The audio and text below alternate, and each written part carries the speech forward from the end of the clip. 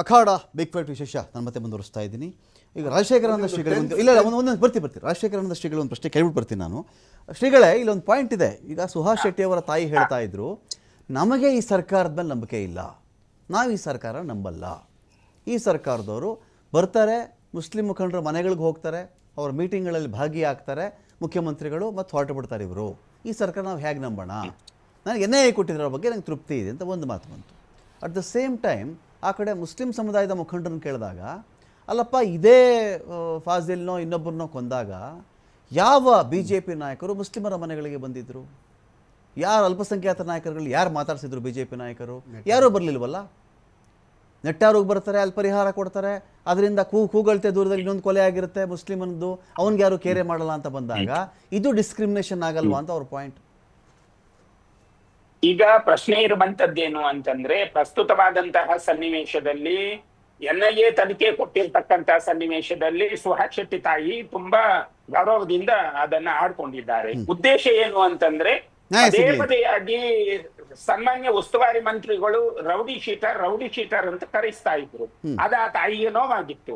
Rowdy sheeter ಯಾರು ಮಾಡಿರೋದು ಅನ್ನುವ ಕಾರಣವನ್ನ ಆ ತಾಯಿ ಉಲ್ಲೇಖ ಮಾಡಿದ್ರು. ನನ್ನ ಮಗ ರೌಡಿ ಅಲ್ಲ, ಹಿಂದೂ ಸಮಾಜಕ್ಕಾಗಿ ನನ್ನ ಮಗ ಒದ್ದಾಡಿದ್ದಾನೆ ಅಂತ ಹೇಳುವ ವಿಷಯಗಳನ್ನ ಆ ತಾಯಿ ಹೇಳಿದ್ರು. ಅಟ್ಲೀಸ್ಟ್ ಪ್ರಶ್ನೆ ಇದ್ದದ್ದೇನು ಅಂತಂದ್ರೆ, ಆ ಸಂದರ್ಭದಲ್ಲಿ ಸನ್ಮಾನ್ಯ ಗೃಹ ಮಂತ್ರಿಗಳು ಮಂಗಳೂರನ್ನ ಭೇಟಿ ಮಾಡ್ತಾರೆ. ಆ ಸನ್ನಿವೇಶದಲ್ಲಿ ಮುಸಲ್ಮಾನ ಮುಖಂಡರುಗಳೆಲ್ಲ ಎಲ್ಲರೂ ಸೇರಿಕೊಂಡು ಆ ಮೇಜಿಗೆ ಗುದ್ದಿ ಅವರನ್ನ ಪ್ರಶ್ನೆ ಮಾಡ್ತಾರೆ. ಈ ಪ್ರಶ್ನೆಯಲ್ಲಿ ಆನಂತರದ ದಿನಗಳಲ್ಲಿ ಅವರೆಲ್ಲ ರಾಜೀನಾಮೆ ಕೊಡ್ತಾರೆ.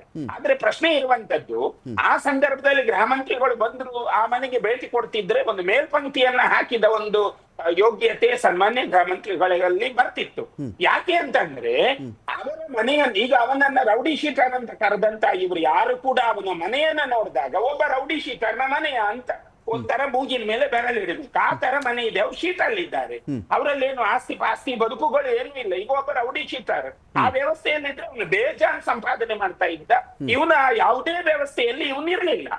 ಇಂತಹ ಸನ್ನಿವೇಶವನ್ನ ಆ ತಂದೆ ಮತ್ತೆ ಆ ತಾಯಿಯ ರೋದನವನ್ನ ಗಮನಿಸಿಕೊಂಡು ನಾವು ಮಾತಾಡಬೇಕು. ಇದು ಒಂದು. ಎರಡನೆಯದ್ದು, ಸಂಶಯ ಯಾಕೆ ಬರ್ತದೆ, ಯಾವ ಕಾರಣಕ್ಕೆ ಈಗ ಕಾಂಗ್ರೆಸ್ನವರು ಹೋಗಿಲ್ಲ ಅಥವಾ ಭಾಜಪದವರು ಫಾಜಿಲ್ ಮನೆಗೆ ಹೋಗಿಲ್ಲ ಅನ್ನುವ ವಿಷಯವನ್ನ ಅವರವರು ಪ್ರಸ್ತಾವನೆ ಮಾಡಿಕೊಂಡ್ರು. ಮೇಲ್ನೋಟಕ್ಕೆ ಕಾರಣವೇನು ಅಂತಂದ್ರೆ, ಅವರು ಹೋಗಿಲ್ಲ ಅನ್ನುವ ಕಾರಣಕ್ಕೆ ಇವರು ಹೋಗದೆ ಇರುವುದು ತಪ್ಪು. ಅವರು ಹೋಗಿಲ್ಲ ಅಂದ್ರೆ ಇವರಿಗೆ ಒಂದು ಮೇಲ್ಪಂಕ್ತಿ ಮಾಡಿ ಅದನ್ನ ನಾವು ನಿಮ್ ಜೊತೆಗೆ ಇದ್ದೇವೆ, ನಿಮ್ಮ ನೋವಿನಲ್ಲಿ ನಾವಿದ್ದೇವೆ ಅನ್ನೋದನ್ನ ಒಂದು ಸಂದೇಶವಾಗಿ ಕೊಡಬಹುದು. ಅದರಲ್ಲೇ ತಪ್ಪಿಲ್ಲ ಅಂತ ಅನ್ನಿಸ್ತದೆ.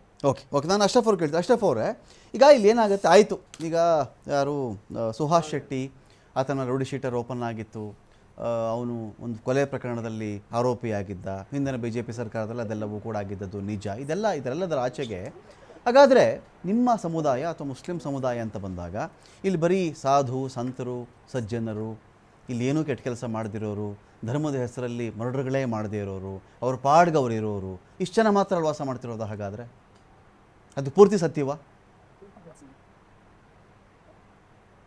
ನೋಡಿ ರಮಕಾಂತ್ ಅವರೇ, ನಾನು ಹೇಳುದು ಒಂದು ಮಾತು. ಈಗ ನೀವು ಸ್ವಾಮೀಜಿಯವ್ರ ಹತ್ರ ಕೇಳಿದ್ರು, ಯಾಕೆಂದ್ರೆ ಇದೇ ಮಸೂದ್ ಹತ್ಯೆ ಇತ್ತು, ಅದರ ಪಕ್ಕದಲ್ಲಿ ಪ್ರವೀಣ್ ನೆಟ್ಟಾರ ಹತ್ಯೆ ಇತ್ತಲ್ವಾ. ಆಗ ಇದೇ ಟೀಮು ಮುಖ್ಯಮಂತ್ರಿ ಅವರು ಎಲ್ಲ ಇಡೀ BJP ತಂಡ ಅಲ್ಲಿ ಹೋಗಿ ಮಸೂದರ ಮನೆ ಹೋಗ್ಲಿಲ್ಲ. ಅದರ ನಂತರ ಫಾಜಿಲ್ ಅವ್ರ ಹತ್ಯೆ ಇತ್ತು, ಅಲ್ಲಿ ಹೋಗ್ಲಿಲ್ಲ. ಅದನ್ನು ಬಿಡಿ, ಅದು ಒಂದು ಸೈಡು. ಈಗ ನಾ ಹೇಳ್ತಾ ಇದ್ದಾರೆ, ಇವರಿಗೆ ಈ ಸುಹಾಸ್ ಶೆಟ್ಟಿಯನ್ನು ರೋಡಿ ಮಾಡಿದೆ ಯಾರು? ಇದೇ BJP ಸಂಘ ಪರಿವಾರದಲ್ವಾ.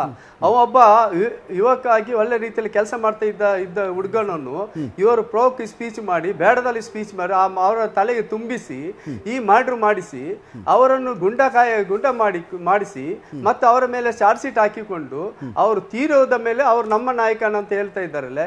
ಇದೇ ಇತ್ತೀಚೆಗೆ ನಡೆದಂತ ನಮ್ಮ ಒಂದು ಇಲ್ಲಿ ದ್ಯಾರ್ಲೆಗಟ್ಟೆಯಲ್ಲಿ ಕಾರ್ತಿಕ್ ಎಂಬ ಒಬ್ಬರು ಕೊಲೆ ಇತ್ತು, RSS ಮುಖಂಡ ಕಾರ್ಯಕರ್ತಂದು. ಅವತ್ತು ಇಡೀ ಜಿಲ್ಲೆಯಲ್ಲಿ ಯಾವ ರೀತಿಯನ್ನು BJP ಅವರು ಮಾಡಿದಂತ ಹೇಳಿದ್ರೆ, ಒಬ್ಬ ಮುಸ್ಲಿಂ ಮೇಲೆ ಒಂದು ಅನುಮಾನ ಇಟ್ಟುಕೊಂಡು ಇಡೀ ಊರಿಗೆ ಬೆಂಕಿ ಕೊಡುವಂತ ರೀತಿಯಲ್ಲಿ ಇವರು ಮಾಡಿದ್ರು ಅಲ್ವಾ. ಊರಿಗೆ ಇಡೀ ಬೆಂಕಿ ಕೊಡುವಂತ ಇತ್ತು. ಅದರ ನಂತರ ಗೊತ್ತಾಯ್ತು ಯಾರು ಮಾಡಿದಂತ, ಆಗೆಲ್ಲ ಸುಮ್ಮನೆ ಕೂತ್ಕೊಂಡ್ರು. ಇವತ್ತು ಇವರಿಗೆ ಎಣ್ಣೆ ಮೇಲೆ ಇವರು ಹಿಂದೂ ಕಾರ್ಯಕರ್ತರ ಮೇಲೆ ಅಷ್ಟು ಪ್ರೀತಿ ಇದ್ರೆ, ಇಷ್ಟು ಬಾಳಿಗೆನ ಹತ್ಯೆ ಇತ್ತಲ್ಲ BJP ಕಾರ್ಯಕರ್ತ, ಯಾಕೆ ಇವರಿಗೆ ಅಷ್ಟು ಪ್ರೀತಿ ಬರಲಿಲ್ಲ? ಅಷ್ಟು ಇವರಿಗೆ ಎಣ್ಣೆ ಕೊಡ್ಬೇಕಂತ ಯಾಕೆ ಇವರೆಲ್ಲ ಒಗ್ಗಟ್ಟಾಗ್ಲಿಲ್ಲ? ಸೌಜನ್ಯನ ಹತ್ಯೆ ಐತಲ್ಲ, ಆ ಹುಡುಗಿ ಪಾಪ ಹುಡುಗಿಯನ್ನು ರೇಪ್ ಮಾಡಿ ಕೊಂದ್ರಲ್ಲ, ಯಾಕೆ ಅವರಿಗೆ ಇವರು ಹೋರಾಟ ಮಾಡಲಿಲ್ಲ? ಇದು ಬರೇ ಒಂದು ಕೊಲೆಯಲ್ಲಿ ಒಬ್ಬ ಮುಸಲ್ಮಾನ್ ಇದ್ದ ತಕ್ಷಣವೇ ಇವರಿಗೆ ಆ ಸತ್ತವನು ಹಿಂದೂ ಅಂತ ಹೇಳಿಕೊಂಡು, ಹಿಂದೂ ಮುಖಂಡರು ಹೇಳಿಕೊಂಡು ರಾಜಕೀಯ ಮಾಡ್ಲಿಕ್ಕೆ ಹೊರಡ್ತಾ ಇದ್ದಾರೆ. ಇದು ಸರಿಯಲ್ಲ ಅಂತ ಹೇಳಿಕ್ಕೆ ಇಚ್ಛೆ ಪಡ್ತಿದ್ದೇನೆ. ಇವತ್ತು ರೆಹಮಾನ್ ಹತ್ಯೆ ಆಯ್ತು, ರಮಕಾಂತರ ಒಂದು ಆಲೋಚನೆ ಮಾಡಿ, ಒಂದು ಮೊದಲ ಬಾರಿಗೆ ಈ ರೀತಿ ಕೊಲೆ ದಕ್ಷಿಣ ಕನ್ನಡ ಜಿಲ್ಲೆ ಆದದ್ದು ಮೊದಲ ಬೇಸರ ಆಗಿದೆ, ದುಃಖ ಆಗಿ ಬಿಡ್ತದೆ. ಯಾಕೆಂದ್ರೆ ರೆಹಮಾನ್ ಕೊಲೆ ಒಬ್ಬ ಹುಡುಗ ದೀಪಕ್, ಅವರು ಒಟ್ಟಿಗೆ ಆಡಿದವರು, ಒಟ್ಟಿಗೆ ಕೆಲಸ ಮಾಡುವಂತ ಹುಡುಗರು, ಪ್ರೀತಿಯಿಂದ ಯಾವಾಗಲೂ ಬೆಳಿಗ್ಗೆಯಿಂದ ಒಟ್ಟಿಗೆ ನಗುತ್ತಾ ಇರುವಂತಹ ಯುವಕನನ್ನು ಇವರು ಏನೋ ತಲೆಗೆ ತುಂಬಿಸಿಕೊಂಡು ಆ ಹತ್ಯೆ ಮಾಡಿಸಿದ್ರಲ್ಲ, ಇದು ಸರಿಯನಾ ಅಂತ. ಆ ತಾಯಿಯ, ಆ ದೀಪಕ್ ತಾಯಿ ಪಾಪದವರು. ಆ ದೀಪಕ್ ಕೂಡ ಒಬ್ಬ ಒಳ್ಳೆ ಹುಡುಗ. ಅಂತವರನ್ನು ಇವರು ತಲೆ ತುಂಬಿಸಿ ಒಂದು ಕೊಲೆ ಮಾಡಿಸಿಕೊಂಡು ಈಗ ಜೈಲಲ್ಲಿ ಇದ್ದಾರಲ್ಲ, ಅವರಿಗೆ ಯಾರು? ಈ ರೀತಿ ಒಂದೊಂದು ಯುವಕರನ್ನು, ಬಡಪಾಯಿ ಯುವಕರನ್ನು ಒಂದು ಪ್ರಚೋದನಾ ಭಾಷಣ ಮಾಡಿಕೊಂಡು ಒಂದು ಕೊಲ್ಲುವ ರೀತಿಯಲ್ಲಿ ಮಾಡಿದರೆ ಇವರು ರಾಜಕೀಯದಲ್ಲಿ ಮುಖಂಡರಾಗುವುದು, ಇವರು ಹೀರೋ ಆಗುವುದು, ಇವರು ವೇದಿಕೆಯಲ್ಲಿ ಭಾಷಣ ಮಾಡ್ತಾ ಇದ್ದಾರೆ. ಆ ಬಡಪಾಯಿಗಳು ಅವ್ರು ಜೈಲಿಗೆ ಕಟ್ಟಿಸಿ ಮತ್ತೆ ಅವರೇ ರೋಡಿಸಮ್ ಆಗಿ ಇವರು ರೋಡಿಗೆ ಪಟ್ಟಿ ಕಟ್ತಾ ಇದ್ದಾರೆ. ಇದು ಎಷ್ಟರ ಮಟ್ಟಿಗೆ ಸರಿ ಅಂತ. ಇದು ಕರಾವಳಿ ಜಿಲ್ಲೆಯಲ್ಲಿ ನಾವೆಲ್ಲರೂ ಕೂಡ, ಗಣೇಶ್ ಅವರು ಇದ್ದಾರೆ ಮತ್ತು ರಘು ಅವರು ಇದ್ದಾರೆ, ಸ್ವಾಮೀಜಿ ಅವರು, ನಾ ಹೇಳ್ತಾ ಇದ್ದೇನೆ, ನಾವೆಲ್ಲರೂ ಕೂಡ ಸಾಮಾಜಿಕವಾಗಿ ನ್ಯಾಯ ದೊರಕಿಸುವಂತ ಕೆಲಸ ನಾವು ಮಾಡ್ಬೇಕು. ಯಾಕಂದ್ರೆ ಇಂಥದ್ದು ಸರಿಯಲ್ಲ. ನಾವು ರಾಜಕೀಯವರು ಯಾರು ಕೂಡ ಇಂಥ ಕೃತ್ಯಕ್ಕೆ ಸಪೋರ್ಟ್ ಮಾಡಬಾರ್ದು, ನ್ಯಾಯ ನೋಡಬೇಕು ಅಷ್ಟೇ ಹೊರತು ಇದು ಎಣ್ಣೆ ತನಿಖೆ, ಇದು ಒಬ್ಬ ರೋಡಿಯನ್ನು ಇವರು ಆ ತನಿಖೆಯನ್ನು ದುರುಪಯೋಗ ಮಾಡಿದ್ರೆ ಅಷ್ಟು ಒಂದು ದೊಡ್ಡ ಸಮಸ್ಯೆಯನ್ನು ಅದನ್ನು ಒಂದು ಕೀಳುಮಟ್ಟಿಗೆ ಮಾಡ್ತಾ ಇದ್ದಾರಲ್ಲ. ಒಂದು ನಿಮಿಷ, ಅಶ್ರಫ್ ಅವರ ಒಂದು ನಿಮಿಷ, ತಾಕತ್ತಿದ್ರೆ